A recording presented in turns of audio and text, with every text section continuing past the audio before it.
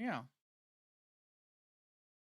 As you can see, we have a very large plant in the middle of the stream. This one's only going to be here for a tiny bit. It's kind of massive. This, anyone doesn't know, is an Nepenthes pitcher plant. This is one of my smaller ones. Well, it's a medium-sized large plant.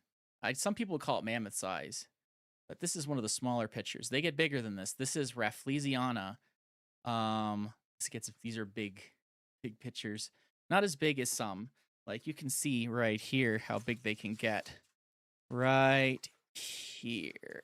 This isn't even on the biggest size. I have some that are the size of Coke cans. This one's dying. But yeah, like they get really big. So we've got some larger pitchers.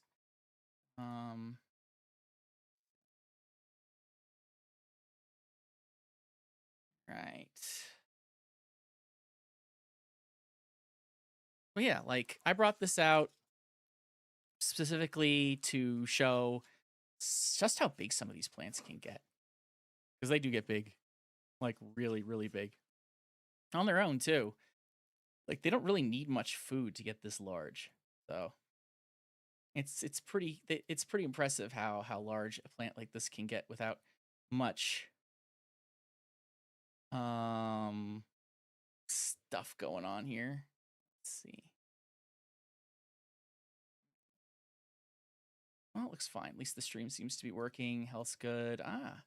As long as we don't disconnect, then I think we're golden, because this was the one I was having trouble with my signal. But honestly, I think it's fine now.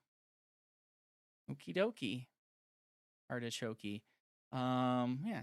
So we'll put this one away for now, because it is gigantic. I'll put it over here. If people want to see something bigger, I'll leave it out for now.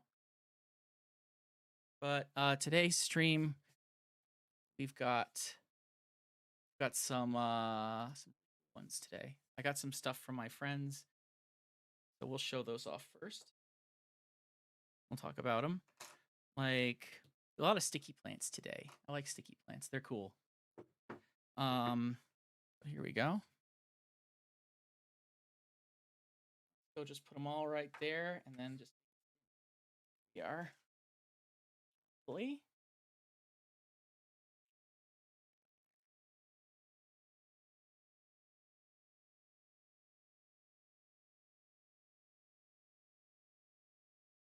Huh?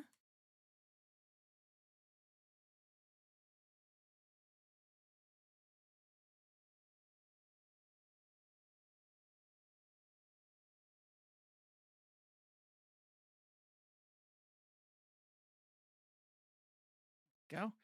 That light's like always on the brink of falling over. I'll zoom in a little bit.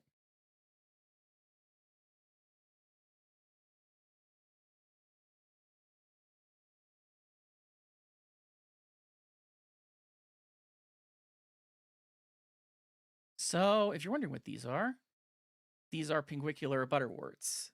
They are a type of carnivorous plant. I call them carnivorous succulents anyway, but we have a bunch of them. We're just going to show them off now, and we'll go have them one by one. That way we're not just showing you all of them at once. All right, so let's pause that for a second.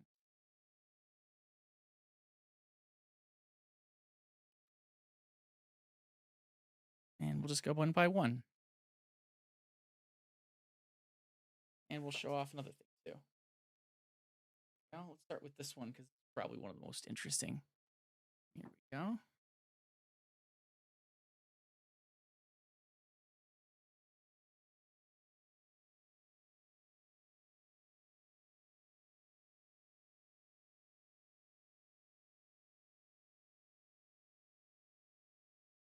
See, center it a little bit. The new camera angle, it's hard to get it to move and focus at the same time. There we go. There we go. Here we are.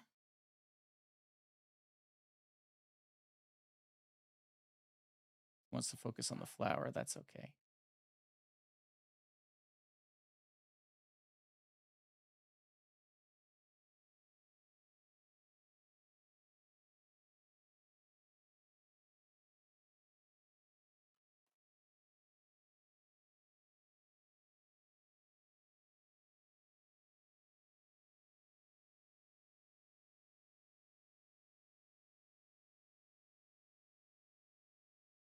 Hello.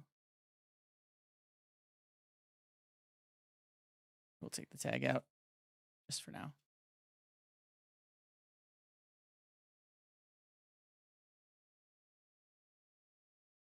A lot of water and crap on there. It's so hard to get things centered now. There, that's better.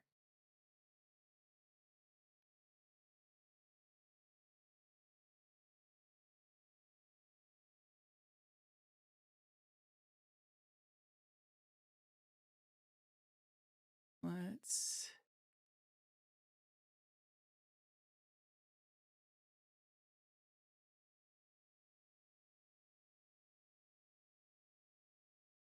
There you go. That's a good view. I don't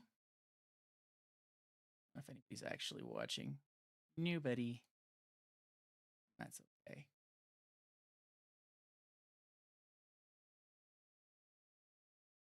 Let's see. Oh yeah. This one's a hybrid. Let's see, what's this one a hybrid of? Ugh. Um, Bornensis var alba cyclosecta. That cyclosecta is what makes those cool purple leaves and that big purple flower. I really like this one though. I got these today from my close friends at Brambles. The mail, or you know, uh, it's really cool. Like I really like these. They're very cool plants. There you go. That cool flower too. These plants will flower year round, which is really cool. So if you like stuff that flowers, you'll get lots of unique ones too. They have very unique shapes. They come in a variety of colors. Um, they're not hard to take care of. Like they're as easy as like a succulent too. Look at that. Isn't that cool? That looks like alien. Very alien. It's like leaking water everywhere. Um, as you can see, like the substrate they're on is like rock. In the wild they adhere themselves to rocks, which I think is pretty cool. Um, so you can one thing you can do with them is if you want, you can take any sort of porous rock like a volcanic rock or like fish tank stuff, and it'll adhere to it, and then it'll spread across the surface of that rock.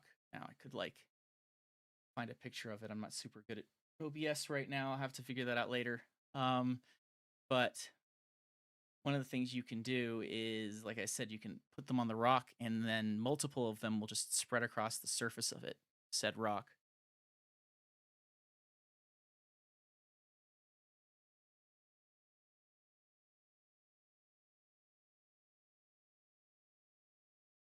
Yeah. Well, this is one of my favorites so far. Like I said, I really like Cyclosecta a whole lot. Cyclosecta is so picky on its own. And if you're wondering what Cyclosecta looks like by itself, I'll pull that one next.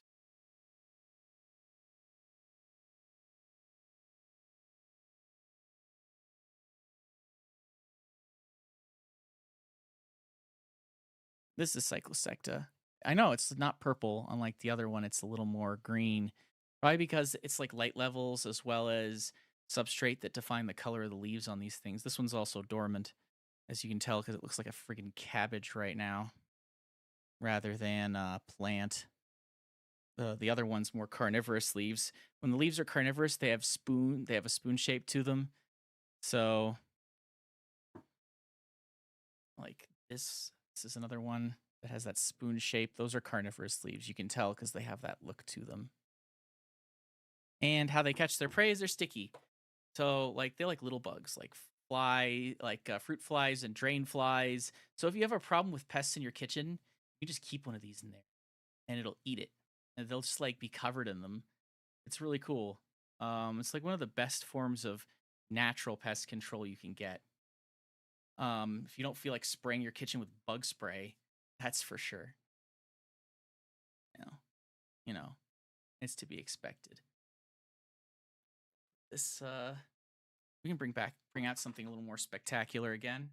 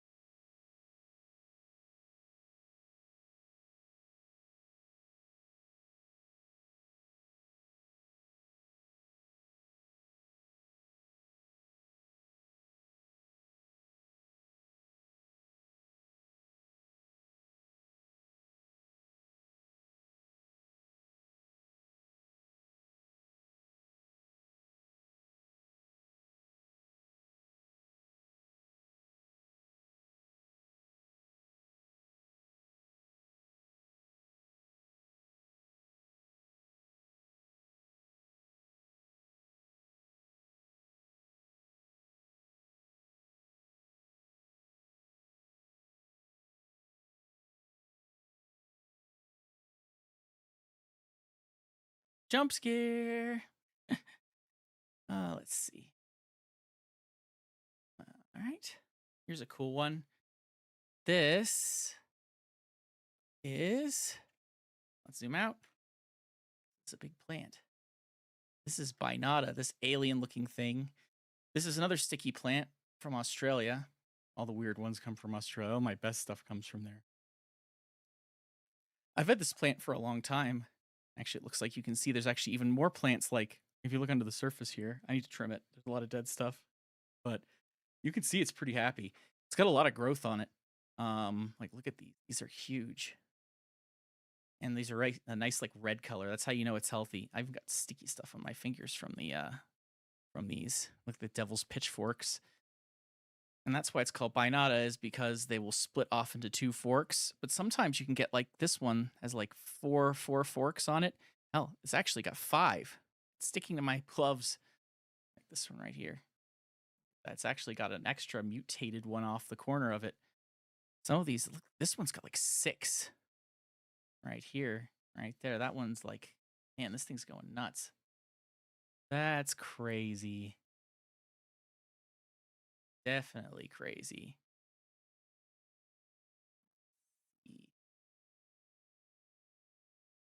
I know.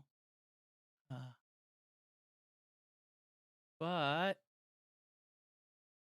yeah, this is one of my favorites. I really like this plant. It's definitely an impressive one. It's really easy to grow too, and it gets big enough that it can catch like houseflies. Like look at the size of it. It can only get bigger too. This is one of those that can get gigantic, like foot tall plus size plant. It can get really big. I think the record size I've seen for one of these is like a couple of feet tall, like maybe almost over a foot tall, foot and a half. Pretty big. Here, I'll go put him back. Get it on the mic. Stuff. That's gross. It's not toxic.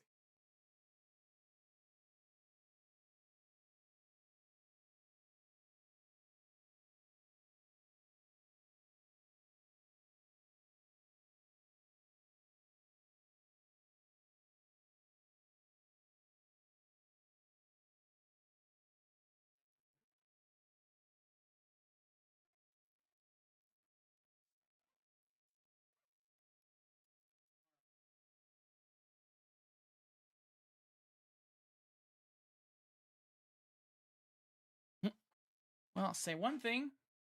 The connection is solid. I haven't had any dropouts, knock on wood. So let's keep going. There you go. I pulled this one out of my grow tent just now. This is just a plain old Pediolaris sundew. Now, once again, I've talked about these before. These Pediolaris sundews are absurdly rare now. Like, you just don't see them anymore. I think I might be one of the only people I know that even has them in a collection. It's crazy. Like, these come from basically one of the most extreme climates on planet Earth. But like this way, there you go. Down, and down, there you go, center. There you go, that's a little better. In as far as you can. Yeah, there you go. This is Drosera Pediolaris.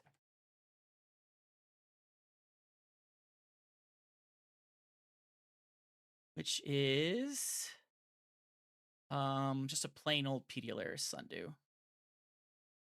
I got these from I think like Curious Plant and a few other places over the years. A couple of close friends, but like I said, they've kind of disappeared in general. You don't really see them very much. They're quite rare. They're kind of pernicious. As you can see, mine is split. There's 2 separate like rhizomes. Like these are 2 plants in here. This is one and this is the other, which really goes to show you like the fertilizer that I'm using is just making these go nuts. And there's actually even more plants in there too. I think there might actually be another Pediolaris sundew like hanging out in the bottom there somewhere that's like getting crowded out. But yeah, this is split entirely almost in 2, which means like, I could take this plant and divide it if I wanted and get an extra plant out of it. But I do intend to take these plants and try what's called tissue culture, which is where you take a cutting off of it and then you take that cutting and you subject it to a chemical solution. And that makes the cutting grow roots, which is how some of the other places like Curious Plant do it. They grow theirs off of cuttings. If I ever do find a way to send these to people, I'm not going to do bare root. Australian plants, especially Pediolaris, do not like having their roots messed with. They're just super sensitive, especially sticky plants. Just any sticky plant does not like having its roots touched. So, shipping them bare root, I understand the necessity of it. It's just how you ship other plants. But I feel like with these, it's especially with how much a lot of these places charge for them, it just feels kind of, I don't want to say dishonest, but it feels like kind of like not giving much of an advantage to the poor people who are trying to grow them. They are really, really hard to grow. Even like when you give the plant a chance to live. Like these poor plants need as much like growth energy as possible. It's very important that these plants have that kind of growth strength because otherwise like they're not going to have a chance to live, you know? They need it, poor thing. Um it's tough. It's very tough to grow these. So, giving one with somebody who doesn't have any idea what they're doing and maybe wants to try it, but has no idea about root systems or the delicacy of the roots on these things is going to just stuff it in the thing, manhandle the roots, and their plant's going to die and they're going to be out $40 and they're not going to want to try again. So, I really think that places that sell these should sell them with in a pot. I know it's not like common and that's how it's done, but I just feel like it's not something that should be just thrown out and treated like other plants because these aren't like other plants. They're super unique. They have their own environment they adapted to over millions of years. They're truly unusual. Even among sticky plants and sundews, Pediolaris are completely unique. Why they're called Pediolaris is because a normal sundew has the entire stem is sticky. The whole stem, the whole length of the stem is sticky, but Pediolaris have what's called a petiole, which is these little sunburst shaped things on the tips of the stems that have the sticky stuff on them. They're also called woolly sundews, and I'll bring another one out to demonstrate why that is because of the stems.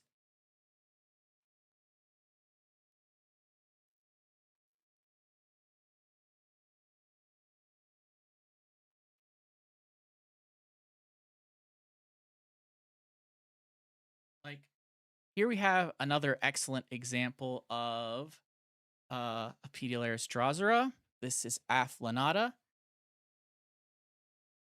And as you can tell, like these look almost completely different, but they're from the same era. That's why they call them Pediolaris complex.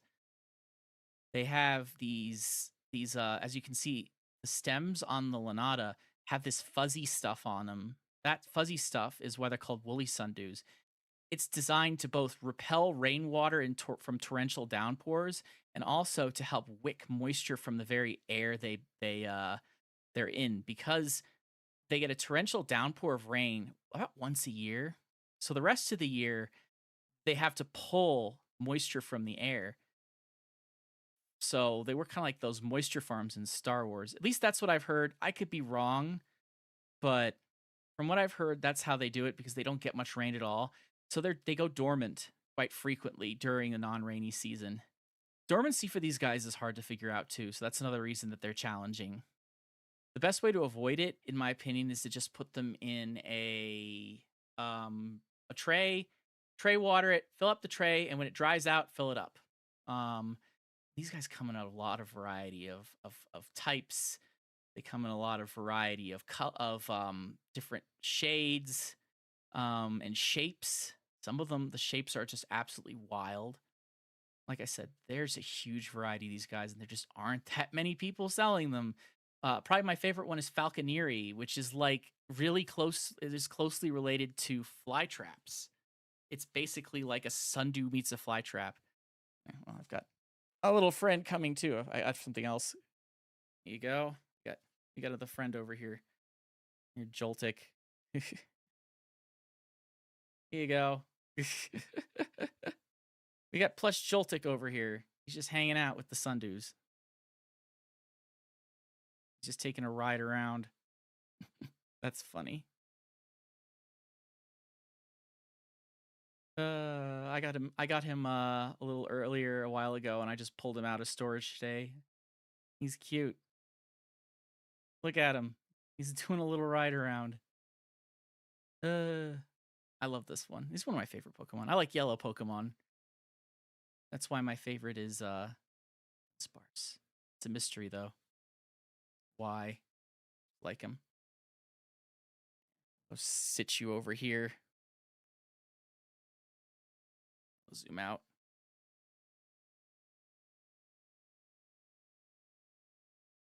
But like I said, these two types of Sundew are they're quite rare.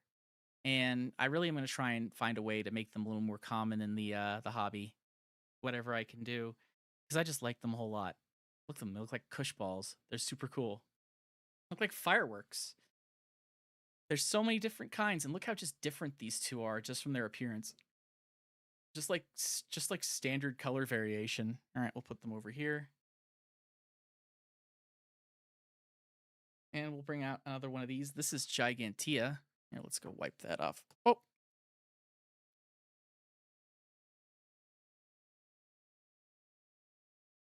careful.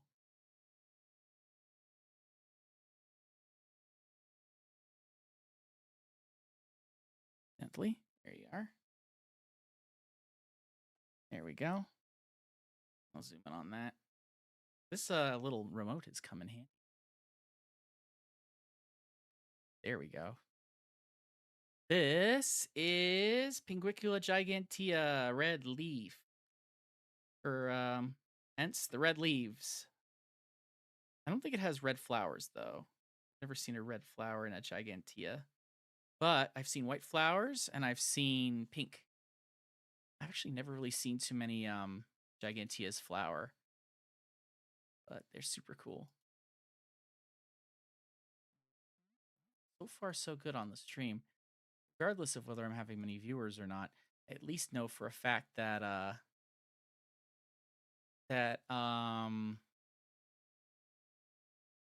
like I'm having a lot better luck in terms of connection. I think I fixed my connection issue here because I was dropping connections quite a lot. Now, not so much. Look at that. That's cool. Gigantea. Those cool little chunky reddish leaves. This thing is cool. And when they say Gigantea, they mean it. This thing gets big. For a carnivorous plant, like a carnivorous plant like these get quite large. This is pretty small for one. So it's definitely got a lot of room to grow. It gets those bigger spoon-shaped leaves. But it's really cool. I like these. And let's see. Let's put you aside. And let's bring out this Professor Plum. Yeah, there we go. Can I zoom in any farther? That's just it. As far as it goes, I guess.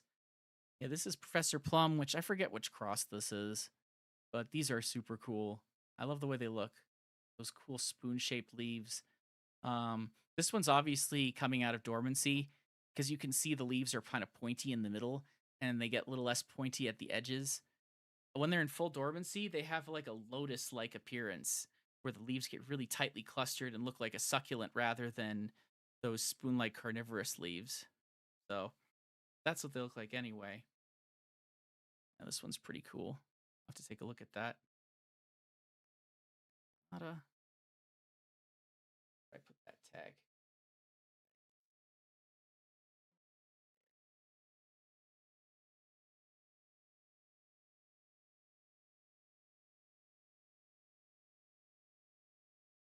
Yeah. What? Never tell. I always take the tags out. Not always, but I try and take the tags out for plants because I don't want to have them distract the camera. Not a good idea.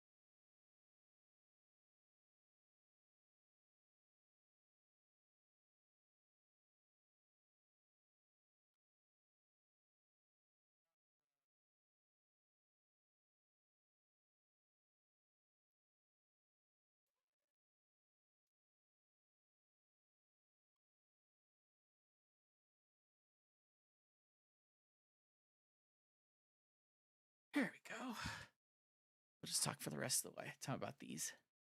Uh-huh. Yeah, I really like these. Oof. Hot in here. You have to keep the room with your plants warm during the winter, but at least it's better than being freezing cold outside. I think so anyway. Let's see. Yeah. I'm just happy we haven't disconnected so far. This is so much better than I expected. Like, this is about a million times better already. Regardless of anybody watching, I'm just happy because because it's not disconnecting me and dropping the connection, and I have a consistent HD connection to both Twitch and YouTube. So, by all means, heck yeah. It's definitely looking good. Much happier with that for sure. Let's see. What's next? Let's see if we can get a little bit closer in on that. There you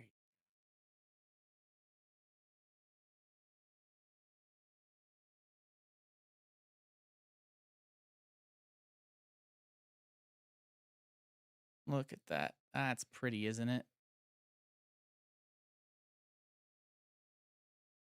Very satisfying. Cool. Very shiny, almost metallic. Has a very metallic sheen to it. If you want to talk about metallic, you can't talk about that without talking about this one. As far as I'm concerned, this is the king of all butterworts right here. This is Pinguicula falisii or Zakari, whichever you prefer. This right here is the freaking cream of the crop. I've shown these off before.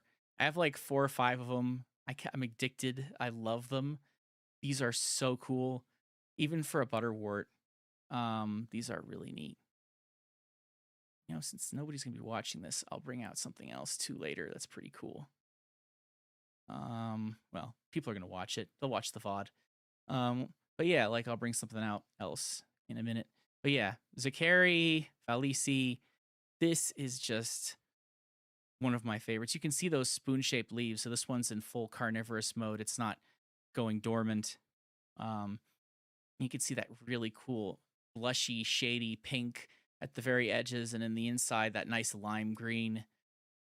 This is a really rare plant. Even the current site is unknown where they're found, but they are really cool. They get big too. Like this thing can get almost like 6 to 8 inches in diameter, maybe more, almost 10. I've seen some really big ones. And the flowers they produce are some of the largest and most vibrant of any of butterworts. They'll produce like these giant pink, floppy, like hot Barbie dream house pink flowers that just absolutely stunningly cool. And whenever you crossbreed this with another one, they'll inherit that giant flower and it'll just make any flower it crossbreeds with it just humongous. So it's worth it to cross these guys. I always find that falisii is like it's like peanut butter and chocolate. It goes well with everything. So if you want to crossbreed these suckers, yeah, definitely always try and get a hold of one of these because they are cool as hell. Oh, and we have one more. This one's new. I haven't seen these yet. Apparently, these are another cyclosecta cross. Is that Hemiapiphytica? That's a name. Hemiapiphytica cyclosecta. So another cyclosecta cross. I've got like 3 cyclosecta plants here, an actual full cyclo, and this one, which is a hybrid, and then another hybrid, which got those absolutely gorgeous purple leaves. Like, talk about a pretty plant. Like, yeah, this one's cool though. Apparently, there's some potential for variegation in there too, and I've never seen a variegated butterwort, of course, or pinguicula. Yeah, they're called butterworts, but sometimes they look like cabbage. These look like cabbages. The carnivorous cabbage. There you go. Carnivorous cabbage. That's funny. I mean, this one is not the most cabbage like I've seen, but it's up there, man. Wonder what kind of a flower this thing has. Cabbage flower. The carnivorous cabbage patch child. Somebody saying my model looks like a Cabbage Patch Kid, the carnivorous Cabbage Patch Kid, right? That'd be funny. There you go. And these are cool. I really like these. What else can we talk about with them? I think that's all of the ones. We have one more to show off, and I'll just talk about their general care and stuff, and like some of the fertilizers I recommend. I mean, I'm gonna do a full stream. I'm gonna keep talking about these guys over and over again, especially as I because I'll have to go over these subjects again as I get more popularity. But I don't mind talking about it. This is just more practice just to see if my stream lasts, and it does. So far, we've gotten 30 minutes without an interruption, which is really cool. This idea of mine to plug right into the modem was a really good one. All right. Yeah, so this is John Rizzi. Got the Riz. It's got the ruffles and got the Riz. But this is as you can see, the leaves are different shape than the other ones. It's got ruffles on it, which I really liked. I like the wrinkly leaves on this one. I had a bigger one of these and it died in my terrarium.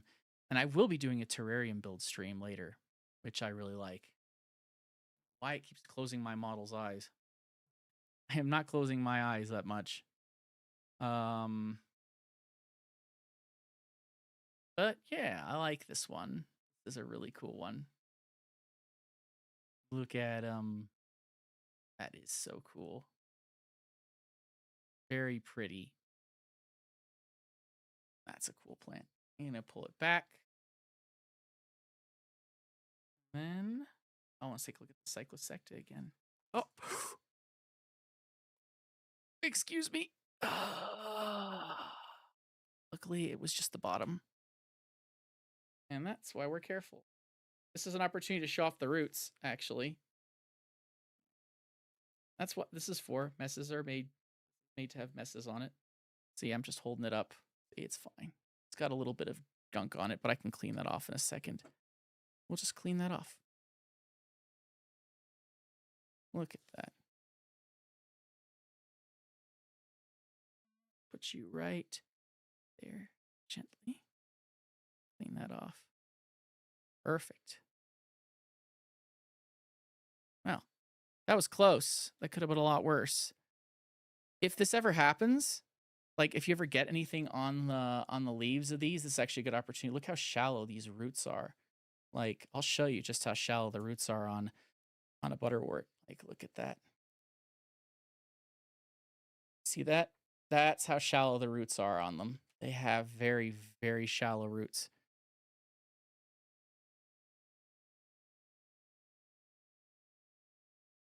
So we're just going to clean that rest of that little mess up. Luckily, my little boo-boo didn't do much damage. I'll have to probably clean that up tomorrow a little bit. But here, I'll show you how to pot one of these now. Here you go. Put it in the middle. See, I made that little hole here. Just there. Then clean your hands off. Grab gently. Place that. Just push. Go. And that's how you repot ping. Yeah, there you go. They are very easy to repot because they require almost no deep potting because their roots, like I said, are so shallow. I gotta clean this off now. There's so much crap on there from different plants. But then again, that's what this was meant for, is hobby stuff. Matt's supposed to be strong and resistant to cutting and all the other crap. So, crap.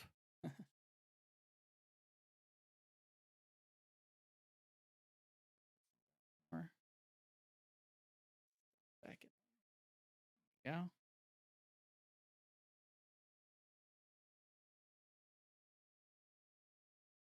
So now you know how to pot one of those. My mishap ended up as an educational moment too, which is kind of cool. I guess that's what it's supposed to be for. you know, all things considered. I scratched the crap out of this thing.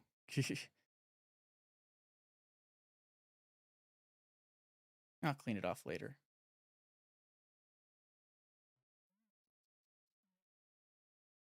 So hard to center. You're doing it from an angle.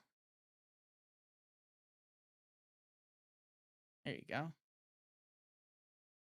I think that's all the plants I showed off today, but we will show off that one. I'll show this one off again just because I like it. There you go. I really like the way this one looks. That metallic purple is spectacular. It is really cool looking. I mean, that is spectacular. I like how it's shifting. I have the perfect camera angle, so it'll shift for when the plant. Let's get that tag out of there, so you can see the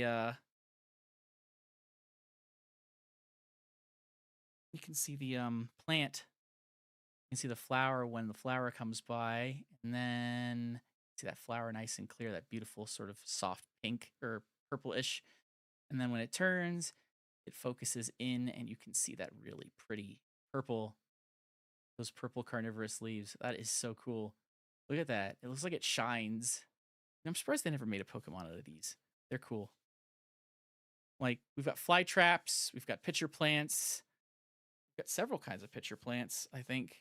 I mean, like, we've got Weeping Bell and all those rest, but we only really don't have too many other carnivorous plants. There's a lot more that they could definitely make for plant type or for grass type that are super cool, in my opinion. I really like them anyway. Let's see, how long have we been streaming for? About 40 minutes. Honestly, was worried that I was going to disconnect, but I think I might have fixed it. So we're not relying on Wi-Fi. I think it was just a signal issue. Much better. Bit by bit, we've gotten rid of our issues, and honestly, I think this is how it's going. It's good. This is basically how I want it to be. Once I've got more of an audience to interact with, and I'm not just talking to myself like a schizophrenic, you know, I'll have more people to discuss with, and I think this will be pretty cool. I'll definitely start promoting myself more now that I've got like most of my problems ironed out when it comes to that. I'll have more content to do. We'll have some plant streams where I actually do stuff instead of just showing them off. I'll show you how to repot them. I'll show you how to make terrariums. I'll show you how to like take care of them, what fertilizers to use. We'll actually go show one of my favorite fertilizers. This is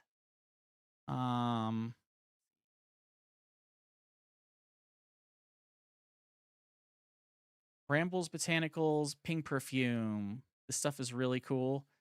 It's very useful. It's a spray bottle once a month and alternating months in the winter during the winter season. Spray this stuff on them and they'll be really happy. It won't scorch them like the traditional Maxi Mix will scorch the leaves. I'll just put that right there. Like the traditional Maxi Mix might scorch your leaves, and if Maxi, if you don't know, the reason why it's called that MAXSEA is it's derived from like sea life.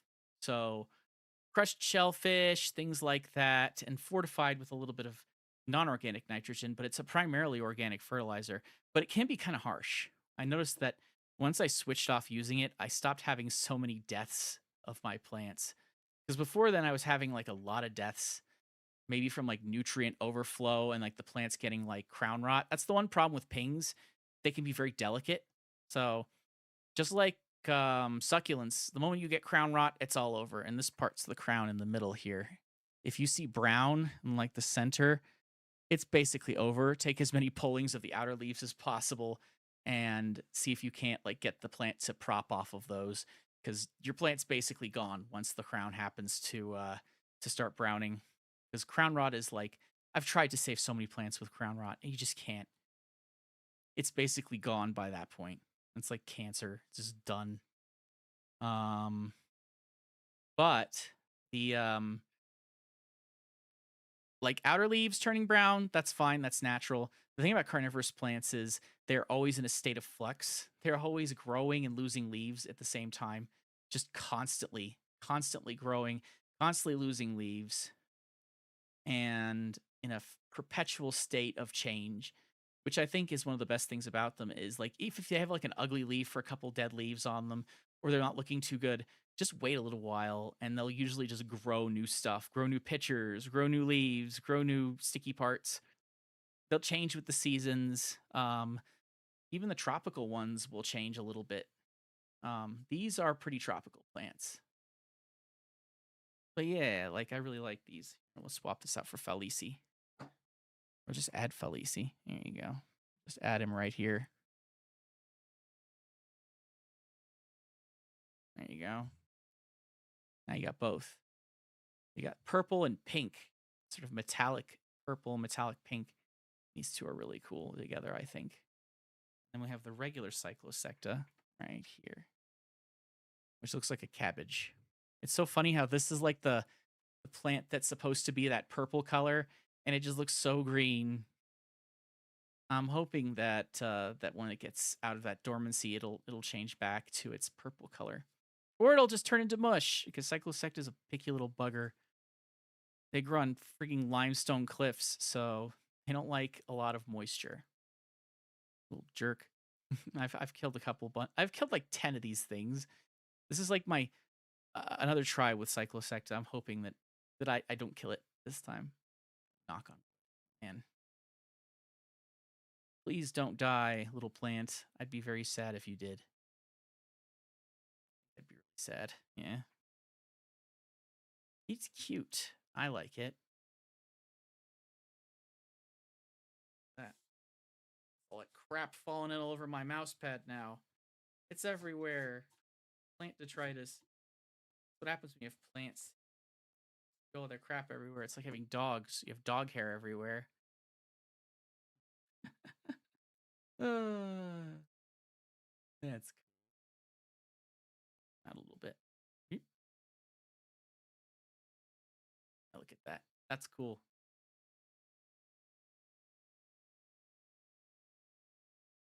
What's this doing? Why is this like sinking? Stop that. I'm not supposed to do that. What are you thinking about? What's it about? Yeah, definitely a lot better to like work with than it was before. And like the positioning, it's easier for me to get to the laptop. It's easier for me to like move things around on the desk. Easier for me to get like to the stream deck and get to the stuff on the desk here. Just in general, it's easier for me to position the mic, and I can see the I have a magnifier lamp like here. I'll zoom out, but like can't really see it. But up here, underneath where my um, hand is, you can see I have a magnifier lamp. I said I'd bring out something cool. Might be cool just for like the last few minutes.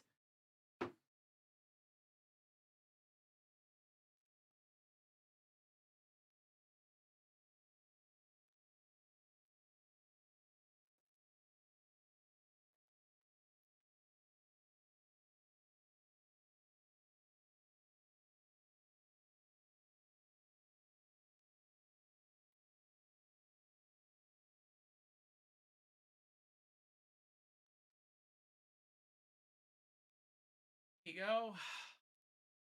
Here is probably my rarest pitcher plant.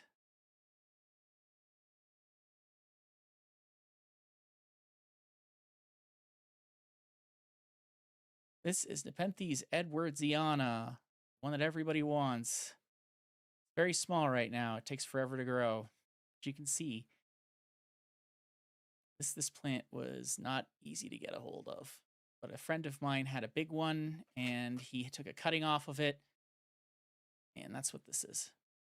This is a cutting off of a larger Edwardsiana. Actually, I think it might have been seed grown from that plant, which is pretty cool.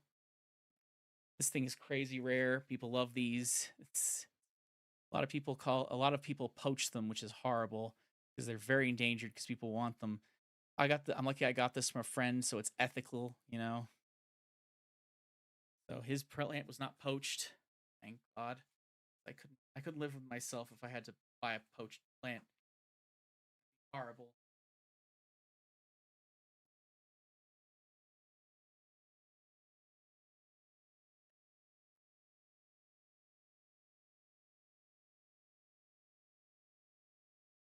Leave it right here along with the rest of them.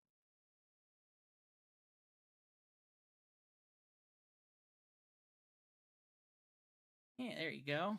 Little tiny Eddie. My Eddie. Got some butterworts. You've got my little tiny Eddie, which is worth more than every single butterwort on this table combined. Even at that size, it's nuts. Freaking people overcharge for those things so much. I think we're under an hour. I don't want to keep bothering my little bearded dragon anymore. He's having a nervous breakdown, and tomorrow he's gonna have a bigger one because I'm gonna redo his tent, redo his cage. So yeah, I think nobody's around. I haven't had a disconnect in an hour, which means it's probably not gonna happen. So at this point, I think I'm good. This is all I needed. Showed off the new plants, talked about a few things, had a happy accident. I think it's time to call it a night. Thanks everybody who didn't show up or did show up. Thanks to all the VOD watchers who hopefully catch this on a VOD.